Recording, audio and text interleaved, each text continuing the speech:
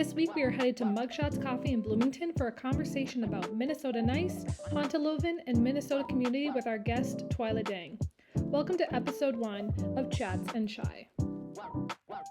Tell me about yourself, Twila. Hi, Twila Dang. I'm founder and CEO of Matriarch Digital Media. We're a media company. We are centered and make women-centric podcasts and audio content and now video content in the city.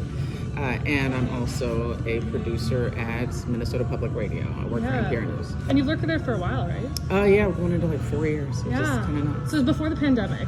It was my pandemic job. Yeah. How did that go? Because I know we talked, I think on Zoom over the pandemic. Yes, we did. A podcast. Yes, we did. And I remember that was, and then I saw you at Startup Week, I think last year. Yeah, that was a year ago. Yeah. And so how was the pandemic for you? I mean, it was a pandemic. As a creative, it was it was tough because I went from, I had business to like almost overnight, no business. Like everything, like we went without revenue for like 11 months. So the pandemic job was very helpful in the in-between. But if anything, I felt like it kind of gave you that like space where you couldn't be like, are you in or are you out?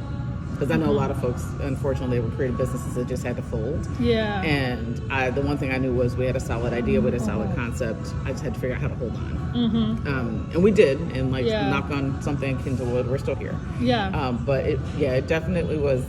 It was a growth period, we'll call it, like more internal growth than financial growth. True. I think that's for a lot of people too. Yes, for sure. So you do podcasts like producing, or is it consulting? You kind of do a bunch of different things. I do a little bit of everything. Okay. So the business basically has a split down the middle. There's an actual creative side. We make shows, we make content directly for women. We often work with women producers, women talent, women writers, because we're trying to promote having more women in the industry as well as creating content that women would enjoy. And then on the other side, we have a production house. So we work with paying clients. We make custom content for anybody that comes to us that needs some support and services. That's everything from consultation to a la carte work to full service productions. Increasingly, we're getting into helping people with sort of coaching and comfortability, like being themselves when they're presenting themselves in environments like this. So it's turned out to be a pretty wide variety of things we can do. What is the thing that people come to you the most? Like, what do they struggle with the most? Ideation. Okay. They want to make something. They know they have an idea. They know they have something they need to do, and they just have no idea where to start. So sometimes I'm the person that comes in and just sort of helps clear the noise and just go, okay, take it down to step 1. What is the thing that you would do if there wasn't any barrier? And then it's, okay, let's take that and build on it. Like, do you have the time to do it? Do you have the resources to do it? Is this actually what you want to be saying to an audience? Who's the actual audience? And then just like whittling it down until we get to the thing. Because you don't want to waste time. Like, you don't want to spend all this money or all this stuff and then 5 episodes in, you're like, this isn't what we were trying to do. Exactly. And most people have an idea of what they think they should be doing. They don't listen to what is their audience or their primary audience enough. They just come in saying, I think I'm supposed to talk about this. I'm like, but are you supposed to talk about this? And sometimes we do a little pushing, a little digging, and we figure out, no, you want it to actually talk about something else. Or your audience really wants to hear you talk about this. You just keep leaning away from it because you think, I'm not allowed to be an expert in space, or I'm not allowed to speak with authority about something, or it's really vulnerable for me to share it. It's like, okay, well, how can I create safe conditions for you to do that? And then with all of these people that are doing content, you mentioned before we started recording, video, audio, there's all these different mediums now. What are you seeing, like, trend-wise? Like, what are people kind of moving towards? Like, what is, like, if somebody wanted to start something now, like, what would your advice be to them? Honestly, I still tell people to do audio because I love audio, and I think it's so impactful. But increasingly, people or at least they think they want video because they think they want to be a participant in social media, and we're all told, social is moving to video, everything's video or short form video. And so they immediately go, oh no, I have to have a video podcast. I have to have video content. And I'm not saying you don't. I'm always saying, be clear in the ideas before you do that, because video is a very expensive production. And if you're putting real effort into making it good, you at least want to make sure it is absolutely 100% what you want to be in on, because there is nothing worse than spending a lot of money on a production and then you just don't love what you made, and then it doesn't see the light of day. Like we've actually made things for clients that have never seen the light of day. Wow, that's crazy. Because you're right. Like, it is. I don't think people understand the undertaking that any of this stuff is. Like content in general is a lot of work, and people are like, "Oh, it's so easy. You just turn on a camera." And I'm like, "No, no." I was literally going through tape yesterday. I'm trying to do a little bit more POV work myself. Okay. And I was looking at tape and trying to edit yesterday, and there was so much tape of me going, "Okay, start again." Okay, no, okay. Okay, we'll start again. It was ridiculous, but it was also like, okay, wait, I'm getting comfortable in my own skin here, and that's how that starts. You kind of have to let yourself be bad at it to start with, and then you just have to transition, and you kind of stick with, like I always say, don't necessarily stick with the idea, but stick with yourself. And that'll kind of, like the more comfortable you get in it, the less you get, the less hung up you get on like, wait, is my shirt weird? Or wait, is my head in the wrong place? I mean, I still don't know where to look at a camera for my eyes to save my life. Thank goodness Descript has this like tracking feature now. It can fix no matter where I am. It goes right to camera. And it gets rid of the ums and the ahs. That's my issue, is the it's my wording that I struggle with. No, I actually lean into that, because I always tell people don't try to, because I think we try too hard to polish ourselves off for these things. I'm a real fan of, if that's just the way you talk, that's the way you talk. I don't want to talk like that, though. Because I want to improve my actual talking, because I hear it back when I'm editing, and I go, oh, that's how I actually talk. I don't like that. Okay, now when I was just working in independent podcasting, we were like sticklers for taking out all of those things. And then when I started working in a newsroom, I started realizing how important some of those are to giving weight to something, giving gravity to somebody's story, giving them agency in their storytelling, which I think if I had only been concerned with like sort of having it be pristine, I would have lost that. And now I'm learning, I think over the last 4 years or so, I've really learned how to just sort of let somebody sit in their story. And then I'll know like, okay, that third can go, or those two, the one here and the one here can come out. But that one thoughtful pause, that was a thoughtful pause. That was them gearing up to saying something really beautiful. Let them have that, because the audience needs to get cued in that this is actually important, and they took the time to think about it. I mean, before I would have been, especially because I didn't have formal training in this, I was so worried about like making sure it's super, super, super polished that I think I was almost polishing off like some of what makes it personal and makes it you. Yeah. One of the things that I really have admired about you over the years is you've been really focused on building a community of podcasters. You used to do like meetups locally. Yes, I did. Yeah, which I went to. We're trying to get back to it. We're trying to get back to it. How has that shifted? I remember you did stuff on, was it Clubhouse? Oh, we did everything. We did Clubhouse, we did Twitter Spaces. We did Facebook for a little while. We had a little trouble with Zoom in the early days, because when things were open and public, people... Let's just say when you put the word woman in front of anything and it's designed for women, internet weirdos just show up and try to make it not pleasant. So we had a little trouble with that for a while, but it's actually still sort of going just much more informally. I think over the active part of the pandemic, we had wound up creating so many connections that now we have a lot of like small independent groups, which I kind of saw that was going to head that way a little bit. So we just kind of seized it and said, okay, well, do you guys want to like talk? Like, let's get a little group of you guys together. I'm looking for some folks here that might want to talk about things. So we have a lot of informal groups going right now, but I do feel a little itchy to like just like I'm not one. I don't necessarily need to talk to everybody or talk at everybody. I do love to answer questions though. So I miss that. I miss having sort of open forum to go, do you have questions? Because I know some stuff. Let me help you. Yeah, because one of the things that I think you had reached out to me a couple of months ago when I was filming this series about the concept of Janteloven. Yes. Can we talk about that? Because that is like one of the reasons I want to talk to you, because I'd never heard of it until somebody commented about it on my TikTok. Okay. And now I've started bringing it up to people because they had never heard of it either. So can you explain to me what that is? Okay. Because I was like, you were just like, oh, we're going to do a whole like podcast about it or something. We're in the middle of it, so I can only talk like to a degree. Just do like the basics, because I'm like, we obviously want people to listen to that podcast when it comes out, but I think just getting a primer of what it is so would be great. I was kind of fascinated to learn about this. It turns out that it is a Scandinavian concept. And in the research we found, we thought it was like rule and book and law, but really it was satire of the way the Scandinavians lived their lives. So it was like a set of informal rules that dictate how Scandinavians treat each other and sort of maintain a neutrality within their social order.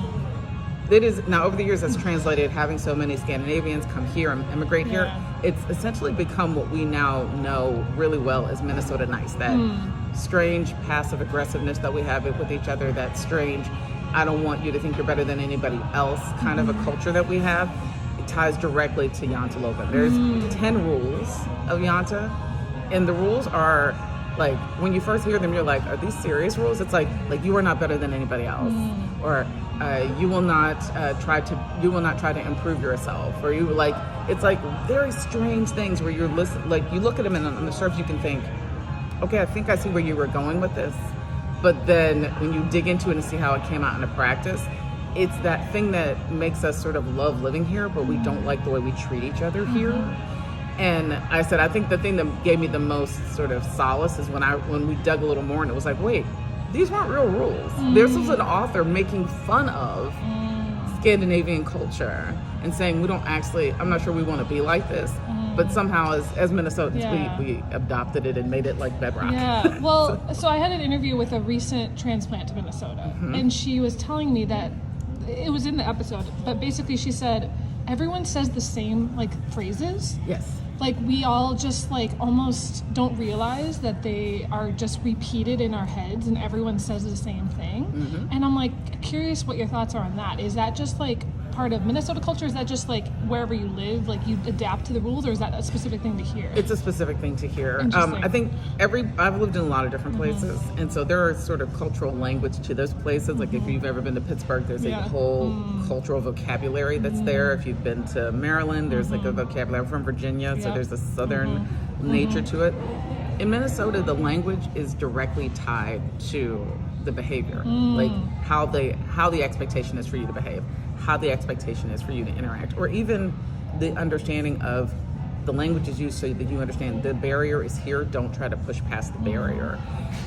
It does make it really hard if you're not from here. I think half the reason I was able to navigate Minnesota is, one, I married a Minnesotan, so I had sort of an emissary, and two, I came here young enough that I could catch on to it. I came here as a college student. I've been here for a long time. But I would say, strangely enough, almost all of my friend circle, even over all these years, are other transplants who came from other places. And it is very hard to break in here. I've known many really good people who have moved here and not lasted more than a year or 2 years because they just couldn't break into friend groups. They couldn't break into social circles. They couldn't find their people. And I tried really hard to be, their people. But like I said, my husband's a Minnesotan, and even he is like, I've had this friend group since I was like 5, and these are good for me. And we've managed to I've managed to shoehorn a few other people in there, but Minnesotans are really deeply entrenched in that. And then in some ways it's really good. Yeah. There's a deep sense of solidarity here. There's a deep sense of, like pride and commitment to being a Minnesotan. Like that's when they say Minnesotans don't leave, or they leave and they come back. There's a real, there's something real tangible to that. Yeah. But at the same time, we don't understand that it I think isolates others. Very much so. And I think most of the time we don't have to worry about it because we live in Minnesota, and most people outside of here go, oh, it's cold, I'm not coming here, or it's cold, I don't want to live here. So it's almost like we know we have a little bit of a jewel and we can keep it to ourselves. But then when people actually come and genuinely want to be a part of it, we don't understand that means you can open up a little and let somebody else in. And it's funny because I've never understood that, even growing up here. Like, I was always like, why don't we just invite everyone in? That's just me. Like, I'm like, oh, like, I want to meet new friends. Like, most of my friends I met in my 20s. I didn't meet them in high school and college. Like, I met them later. So I maybe, and that was just because I didn't really connect with those people. And so then I was forced to, in my 20s, find a group. And I did. And I've now been friends with them for like 8 years.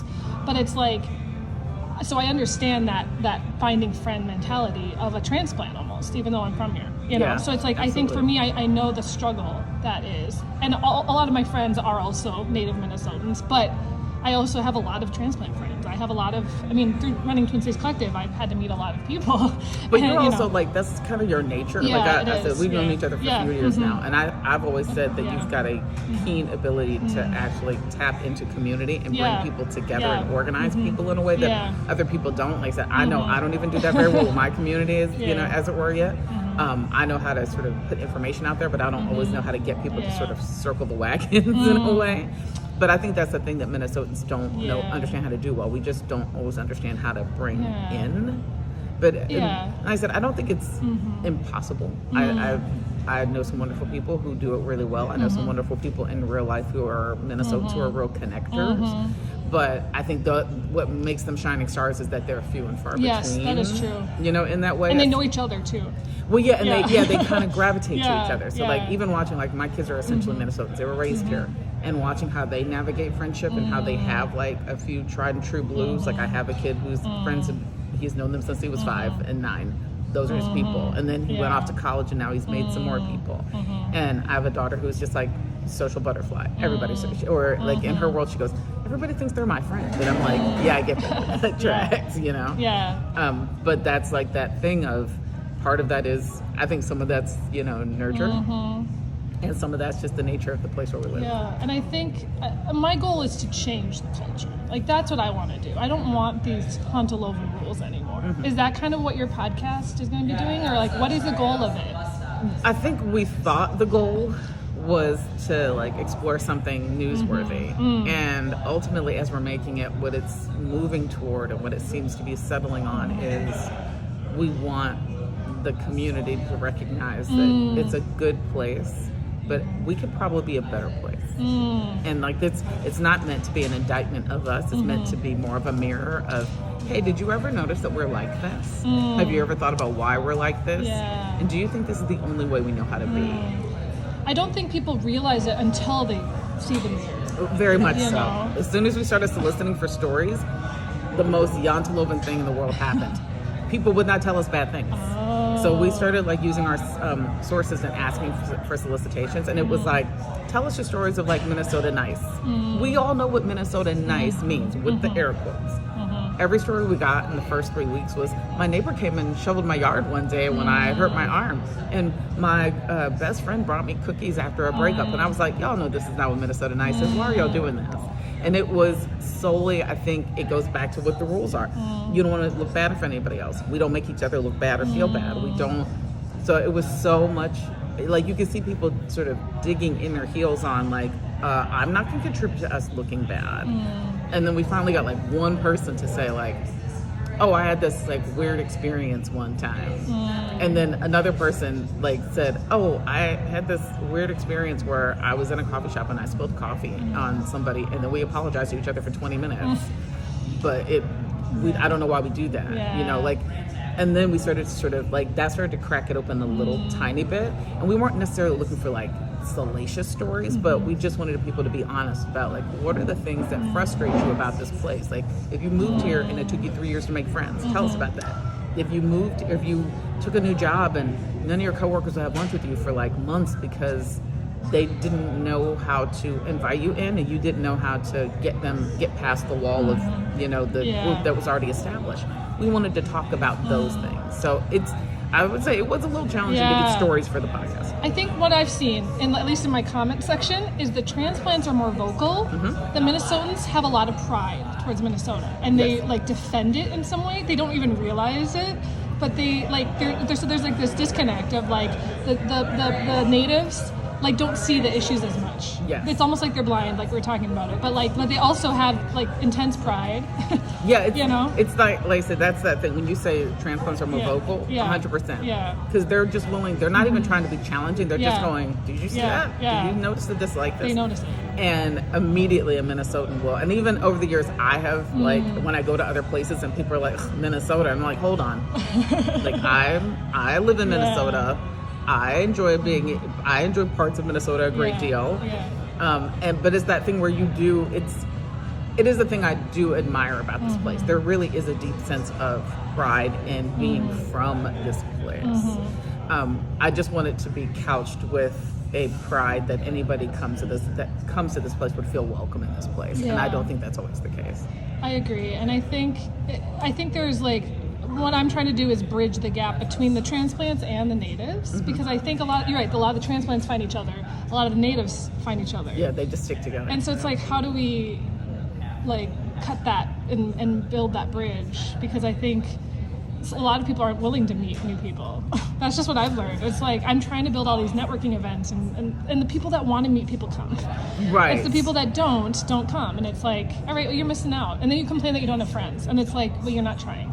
Okay, see, and I think that's one of those things where if I had been trying to do it in a linear fashion, it wouldn't work. Okay. But I think that's one of the reasons why Women in Podcasting did work, is because we had like a universal that was like, we had something separate that everybody could focus on, and then we just happened to be from different places. Okay. And so I wound up, I mean, even to this day, we did the original Women in Podcastings like 4 or 5 years ago that we started them. And to this day, I still run into people in the street or run into people at different, you know, work things or like at Target, and they'll be like, oh my God, you used to do the thing. And I'd be like, oh yeah, how are you? And like we would keep, you know, or people that we wound up following on social because of those things. I think that's where community gets built, sort of in those in-between spaces. Now, I will say I desperately miss having organic opportunities for things like third spaces. We don't have third spaces. Can you talk about that? Because I think a lot of people don't. I know what that is, but a lot of people may not know what third space is. So essentially, there used to be spaces that weren't work, that weren't home, where we would gather just to have community. It wasn't, you know, like an intentional, like I'm going to here to spend money, or I'm going here if I want to hang out with you. They used to just be sort of gathering spaces. When I was growing up, libraries were third spaces. Our parks were third spaces. We used to have like downtowns, you know, where we would, you know, on a Saturday as a kid, I would go downtown. We'd wander in and out of stores. We'd run into our friends. We'd run into other people in the neighborhood. You know, my family would maybe come with us and drop us off and go, okay, meet back here at 1 o'clock, and we could all just kind of do our thing. We don't have intentional third space anymore. We have commercial third space, which means if you don't have the money to go buy a coffee and sit in a coffee shop, you're not doing it. If you don't have, like, we've essentially made like the malls and interior shopping places hostile environments. Those used to be the third spaces where teenagers learned how to be social people. You know, your mom dropped you off at the mall, and that's how you learned how to interact with the boy you liked in class, or your friends, or how you learned to shop with your own money. We just don't have those spaces anymore, and that makes it even harder to get the social skills that you need as an adult to maintain relationships. Do you think that the current social third space is the internet?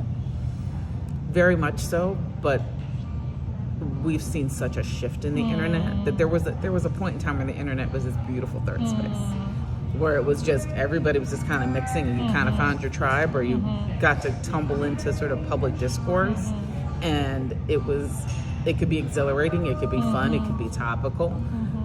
But as the algorithm started to dominate, and as we figured out later that these companies could make better money off of outrage than they could off of like solidarity, it started pushing everybody into corners. Like I probably weep once a week for what Twitter used to be. Oh yeah, like same. at it, you know, at its height, when you could discover something new or learn something new about someone else, but you could also make meaningful friendships. I mean, I have genuine, real life friends that I met on Twitter before, pre-pandemic, during pandemic. People who I now like make a point to go see in real life. People whose children I have now met. One of my collaborators here in Minnesota met during Twitter. He lived in the South, and he happened to call and say, "Oh, listen, I'm gonna be off grid for a little bit because I'm moving. My family and I are moving." And I'm like, "Oh, great! Tell me where you land." And he goes, "Oh, we're moving to Minnesota." And I'm like, "Seriously?" I'm like, "Wait, where are you moving?" And then he told me where he was living. I'm like, "Sir, that's 15 minutes from where I live." The internet had the opportunity to really like build that for us, and if we had put better protections around it, I think it would still be that place. I just think it isn't anymore. Yeah, it's hard to control, and there's so many people now on it that you can't. Well, I think there's just much, I just feel like there's so much we didn't do when we didn't, and it wasn't our fault. We didn't understand what the tool was or how it could be used before people figured out how to monetize it and use it to their own benefit. Now we're kind of in a weird place where, is it a vital tool? Yes. Is it a resource? Yes. But it has now become a commodity, which means there's no innocence to it anymore. You don't just go on the internet and just go, "Well, I discovered something." Like think about like a couple years ago when TikTok first started to really, like, when it rebranded itself and started to blow up during the pandemic. The beauty of TikTok was we were all trapped in our houses and we were all really scared. And there was this place that not only like fed you interesting things that were interesting to you, but it also gave you an outlet to sort of like see the world in a way that you hadn't been able to in a while. Like it was such a good visual tool for like if somebody took their camera outside and they lived in Holland or something. It was like, oh my God, I could see like flowers. I haven't been outside in a minute, right? And then little by little, it started to algorithm up, and now it just kind of feeds you.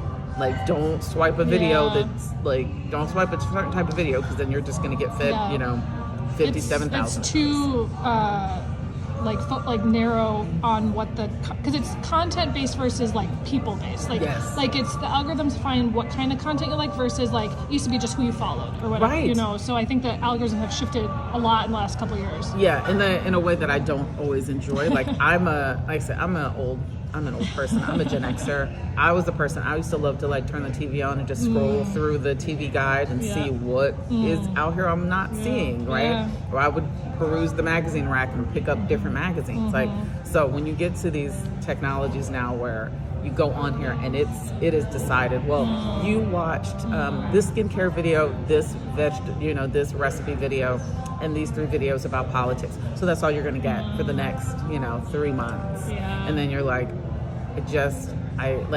I love novelty. I love curiosity and discovery. Yeah. The internet is increasingly becoming a place where I don't have discovery.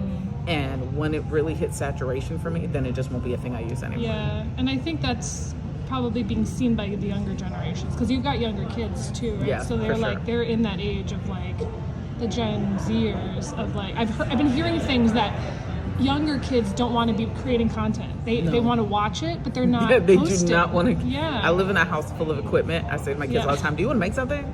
You can borrow my stuff. You can make something." When I say the way that at first I thought it was just me, like it's uncool because mom does it, and then I realized, no, they're saturated. Like they just don't want to be doing this. And then oddly enough, like when I started to see how they like to express themselves, which I think actually gives me a little bit of hope, it is very analog. I have a kid who loves to cook, it goes to the store and shops for ingredients and makes fancy things and sends me pictures. I have a kid that's that's a musician that's teaching themselves how to play instruments. These are not we were not a homeschool house, we were not an unschool house, we were a very like go to school, get your grades house. So to watch these kids who were very typical in their environment figure out how to express themselves away from the technology, and they do use the technology. They all have phones, they all have the internet, they all have their social apps, but they're not invested in them the way that I was worried that they would be. They seemingly have this this real independence from them, even while they have this strange like dependence upon them. Like it creates that like feedback loop that they need sometimes to help calm their brains and settle their brains. So sometimes we'll just see them sitting there with their phone watching the same thing over and over on like Disney Plus or whatever. But I understand that now. That's a comfort mechanism. That's a tool, right? Well, I'm curious if they got like, because of the phones and the computers during the pandemic, they got like sick of it in a way where it's like you're on it all the time at school and then like at home. Then it's like now that they can be in the real world, it's like this is the new novelty thing, right? Or no? I think I thought I wanted to think that at first. Yeah. But we also had a weird rule at our house.